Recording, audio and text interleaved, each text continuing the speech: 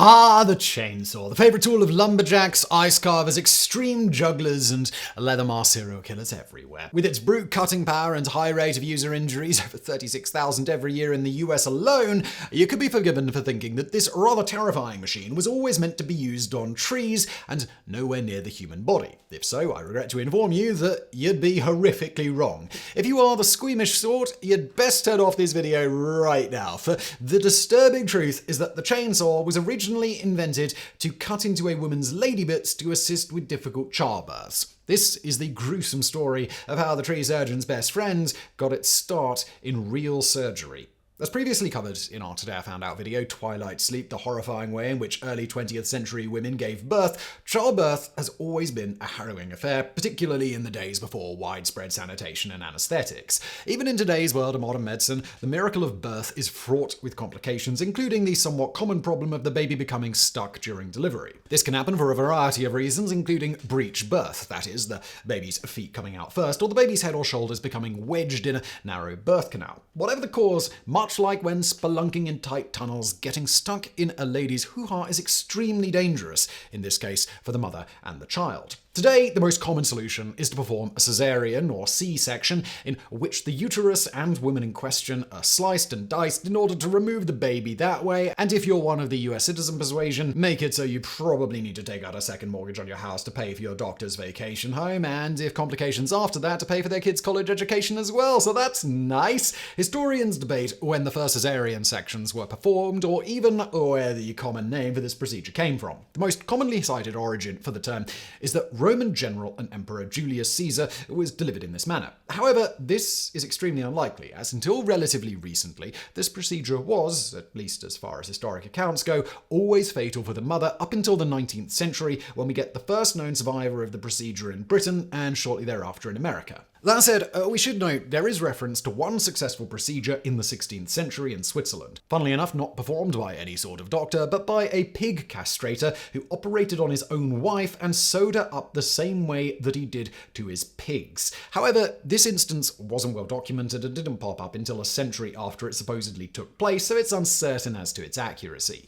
Now, going back to Caesar, his mother Aurelia is recorded as having lived long enough to hear of her son's conquest of Britain. More likely, the name derives from Caesar's later imperial decree that women who were likely to die in childbirth were to undergo C-sections in order to save the child. Historians have also suggested that the name derives from the Latin words cadare, to cut, or caesones, the term applied to children delivered after the mother had died. On this to cut origin, Pliny the Elder wrote that one of Caesar's ancestors was born via C-section and was named as such, stating, "The first two of the Caesars was so named from his having been removed by an incision in his mother's womb." Also noteworthy here is that both Julius and Caesar were family names, and indeed, the first to bear the Caesar name in his lineage was named Numerius Julius Caesar. Whatever the exact origin of the term there, what is known is, as alluded to, that for much of history the C-section was a crude and gruesome operation of last resort, as is made graphically clear by Dr. John L. Richmond of Ohio,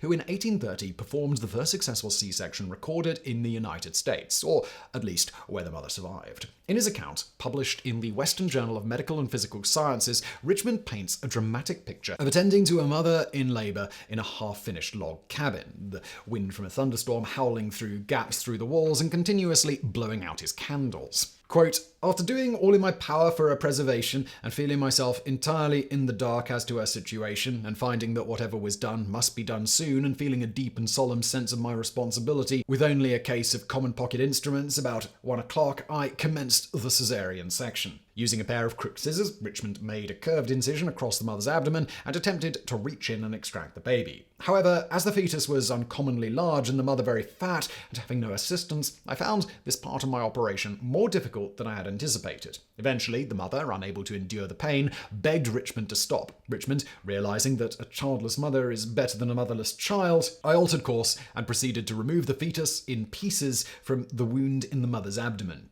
Yes, the past is the worst, everybody. And also, what's wrong with that doctor? Basically, 100% of the women died of a C-section before, so halfway through, he feels it's better to dice up the baby and hope this woman is one of the first to live. Logically, this wasn't the choice of a childless mother versus a motherless child, but reasonably assuming the second you started cutting up the baby, just being done with both of them. A Million Ways to Die in the West was right. Incredibly, in this case, the mother survived the procedure, returning to work only 24 days later. However, such success stories were virtually non-existent before this, so starting in the 16th century, obstetricians instead turned to a procedure called the symphysiotomy, or pubiotomy. This involved cutting through the pubic symphysis, the cartilaginous joint between the two pubic bones, allowing the birth canal to be widened and the baby delivered more normally. Though less dangerous than a C-section, early versions of this procedure were performed with conventional surgical knives and were slow, extremely painful, and carried the risk of shock, infection, and other complications. So naturally, in 1780, Scottish doctors John Aiken and James Jeffrey of Glasgow University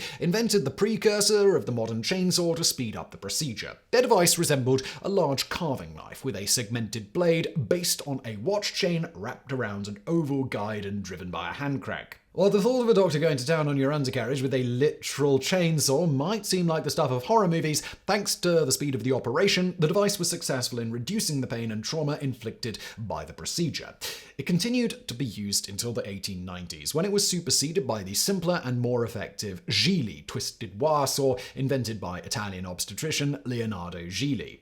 However, as we shall later see, even when performed with the most modern instruments, symphysiotomy can lead to devastating side effects for the mother, such as chronic pain, incontinence, and loss of mobility. The next chapter in the development of the chainsaw came in 1830, when German physician and inventor Bernhard Hein invented the osteotome, a hand-cranked chain blade device similar to Aiken and Jeffrey's invention, which was designed to cut through bone. Previously, amputations had been performed using chisels or hand-operated bone saws, which were slow to use and subjected patients to excruciating hammering or jerking motions. The osteotome, by contrast, cut through bone quickly and smoothly, minimizing trauma and post-operative complications. The device took the surgical world by storm, winning the procedure's Monthyon Prize from the Académie Française in 1835, and Hein a personal invitation by Tsar Nicholas I to demonstrate his invention across Russia. Hein would later develop a variety of attachments for the osteotome, such as special guards and guides to protect surrounding tissue from damage and allow operations on delicate body parts like the skull. Decades later, other inventors would fit the saw with electric motors, making it even more effective. It was not until the end of the 19th century, however, that anyone thought to apply the chainsaw for the cutting of materials other than bone and cartilage. One of the first patents for what we would today recognize as a chainsaw was granted to Frederick L. McGaw of Flatlands, New York in 1883. However, McGaw's device consisted of a chain stretched between two grooved drums and was intended for static use in sawmills, much like a modern bandsaw. 22 years later, in 1905, Samuel J. Benz of San Francisco patented a chainsaw incorporating the now familiar elliptical guide frame. Though smaller than McGaw's design, Benz's saw was still a massive wheeled affair requiring two people to operate and was intended for felling giant redwood trees. The first portable chainsaw was patented by Canadian James Shand in 1918 and later produced by German company Festo, today Festool, starting in 1933. Around the same time, American inventor Joseph Buford Cox invented the modern chipper-star chain with alternating left and right cutting teeth, basing his invention on the jaws of the larvae of the wood-eating timberman beetle. This Oregon chain would go on to become standard in nearly every chainsaw design going forward. However, for many years, limitations in materials and engine design prevented the development of a truly portable engine-driven chainsaw, with the earliest portable models being electric and requiring a separate generator to power them. It was not until after the Second World War that improvements in aluminium casting and two-stroke engine design allowed the production of the portable gasoline-powered chainsaws that we know and love today, with one of the first to reach the market being the 1959 Husqvarna Model 90. And the rest, as they say, is history. As for the medical procedure that originally inspired the chainsaw's creation, advancements in anesthetics and antiseptic surgery in the late 19th and early 20th century dramatically increased the survivability of C-sections. Mother of God thankfully rendering the symphysiotomy all but obsolete. After the 1930s, the procedure was no longer performed in the developed world, with one tragic exception, because, well, why not end this video on a happy note? Between 1944 and 1987, an estimated 1,500 women in the Republic of Ireland were subjected to this procedure during childbirth. The procedure being performed without the patient's knowledge or consent and often resulting in debilitating complications, as one anonymous woman who underwent a procedure in 1981, yes, even the recent past was the worst, reporting in a 2014 Guardian interview, they gave me gas, an air, and an injection, and took me to another room where they tied my legs up on each side. There were 2 nurses on each side of me. I saw this doctor at the end of my bed with a big, long silver thing. They made a hole in your private parts, and he inserted this silver thing up and cut the pubic bone and pushed it over to widen your pelvis for you to deliver your baby yourself. I hold down a job, but only because of the painkillers. I have arthritis in my hip and in the bottom of my spine. I walk with a limp. No one can help. There's no way back. Getting up and down stairs or getting up on a chair, I can't really do. You get one leg up, then the other slips down. I'm also incontinent. I wear pads the whole time and have been since the age of 23. My sisters all had babies and none had this problem. A lot of people might have a little leak, but this is a whole flow. It's very embarrassing. The justification for imposing this archaic and traumatizing procedure was not medical in these cases, but religious. At the time, the medical consensus was that having more than 3 C-sections was dangerous, and that further pregnancies should be prevented through sterilization or contraception. This, however, ran afoul of traditional Catholic beliefs, including those of Alex Spain, the master of Dublin's National Maternity Hospital from 1942 to 1948. Following Catholic orthodoxy regarding contraception, in 1944, Spain led a campaign to discourage C-sections and revive the use of symphysiotomy throughout Ireland, citing his opposition to the mutilating operation of sterilization and marital difficulty. His successor, Arthur Barry, was even more fanatical, ensuring the survival of the procedure for another 4 decades. It was not until the 1990s that the scale of the practice became widely known, and not until 2014 that the United Nations Human Rights Committee called on the Irish government to launch an investigation. Later that year, around 300 women who underwent non-consensual procedures received compensation sums ranging from £40,000 to £120,000. The tragic episode is just one of a long line of abuses perpetrated against Irish women by the Catholic Church, such as the Magdalene Asylums, where for more than 200 years, tens of thousands of unwed mothers were exploited for their labour in church-run laundries, with hundreds of their children dying of neglect. So yeah, the origins of the chainsaw, everybody. You're welcome.